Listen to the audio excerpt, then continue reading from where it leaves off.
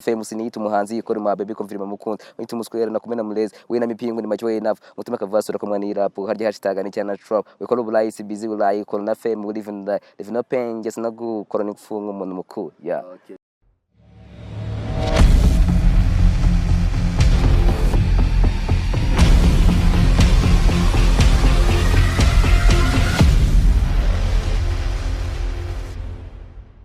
It's a selector Panther boy from Wakanda family badman Shatakula King killer from Kigali, Rwanda. This is update news in Kantona show. Utarakoze subscribe man kwa hasi kandi subscribe, like, share na comment kubyo tumeze bitenda shaka umuhanzi uyu tumukuzana no ngaha nkuko tubereye hano ngano kukuzanira abahanzi bagiye batandukanye upcoming bagiye afite impano zitandukanye nkuko mubibona no ngaha turi kumwe n'umusore wacu hano ngaha ndagiye atangira bibwira abatamo ibintu birenze. Welcome guy.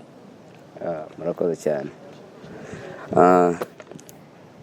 Amazina yanje nitwa Mukunzi, reka manze mbibwire ya je bici nk'abakapo izi biti na karamo iyitamya mirambo nkayibamo nk'abandi po ngengi sisi nkundijipo nkihagarara nk'umukapo kiravasi mu bitabo nunyinishe navunaso sibiga ngo fite koko saga tuzankiye isoko si umubiri nk'uw'inkoko fasire bakakaboko loko leba koko ubu ngubu ndi mu rugo soma vasi fite novo muvuza ngizi ifata fo kandi ziva nayo narenze kabisa none amazina y'ubuhanzi bakwita nde? Amazina yanje nitwa Mufi.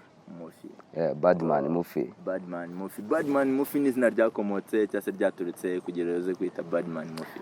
Badman Mufi ni izina ryaturutse mu mazina yanjye nyakuri, kuba Mufi ni izina rituruka muri Mukunzi Fred.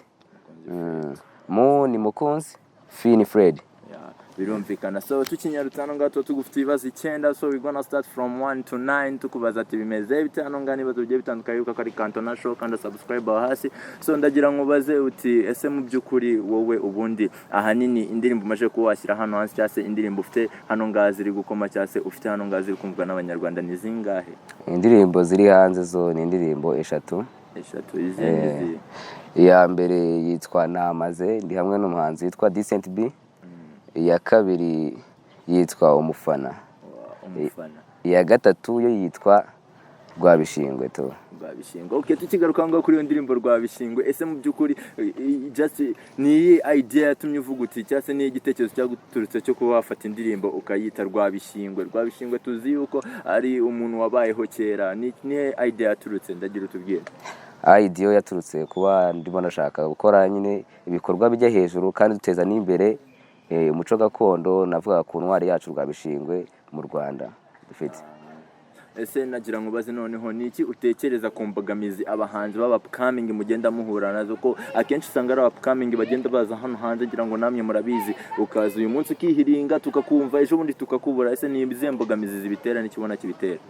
Imbogamizi ya mbere abupcoming duhura nayo cyane cyane usanga ari motivation, cya kabiri kaza kuba ari amafaranga.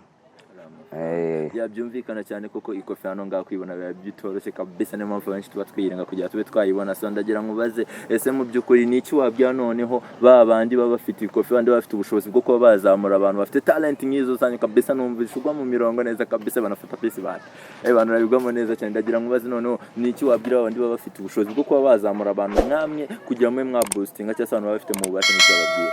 Ikintu nababwira rega impano zirahari turazifite, ariko dusanga abadufasha bo nabahari, cyangwa se ugasanga umuntu afite impano nta muntu motivanga muzamure cyangwa se mushyire muri lebo ye abe yakora, kandi amarebo ahari abahanzi ashobora kujyamo kandi ibikorwa turabibashije twabibereka. Ndagira ngo baze noneho mu byukuri ndagira utubwire ubwira abafana bawe ese mu byukuri ku bwawe kuri we ku giti cyawe uba wumva artist cyase umuhanzi ukora umuziki cyangwa ufite talent nyawe undi yaba ari umuntu umeze ute witwara ute? Umuhanzi yakabaye ari umuntu utanga ibikorwa bikenewe mu gihe kandi cyiza, ntago wakora indirimbo itabyinitse cyangwa se ibyinitse mu gihe cy'ubukonje.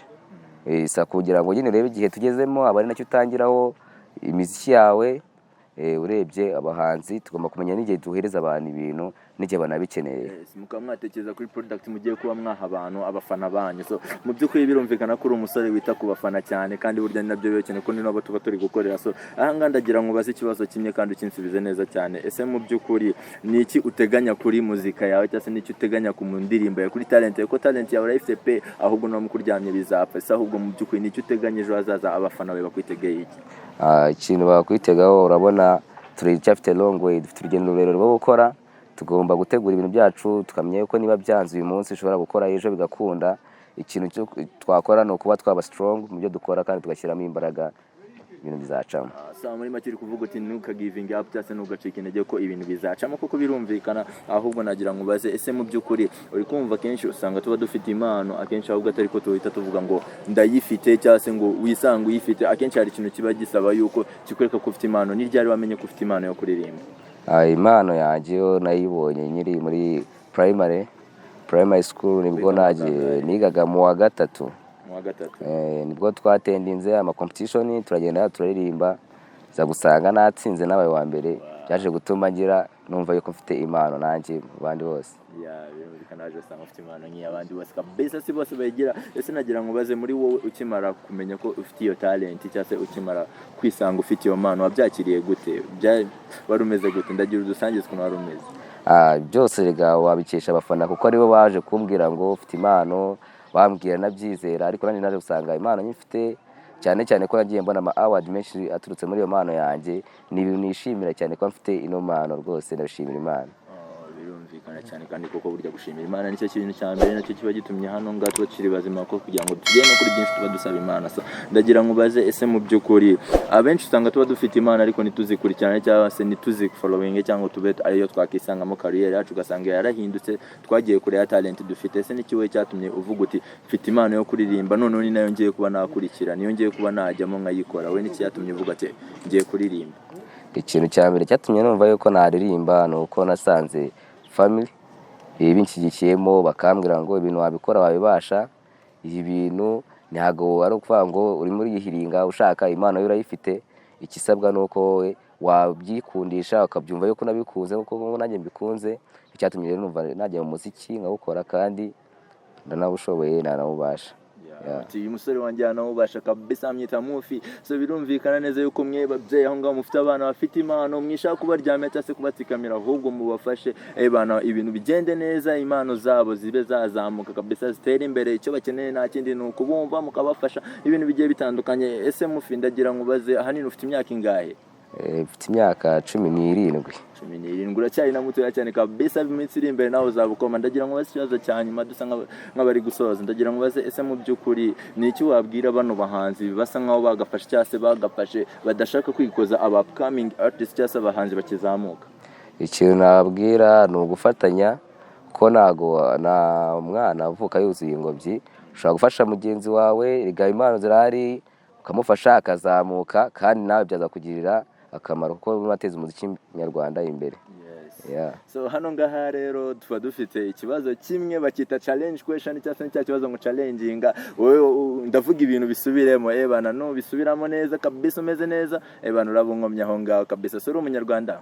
Ndi umunyarwanda kabisa. Twagiye ugiye kuvuga aya magambo akurikira: imboga irarisha imboga imbere y'ingoro y'umwana. Imboga irarisha imboga imbere y'ingoro y'umwana.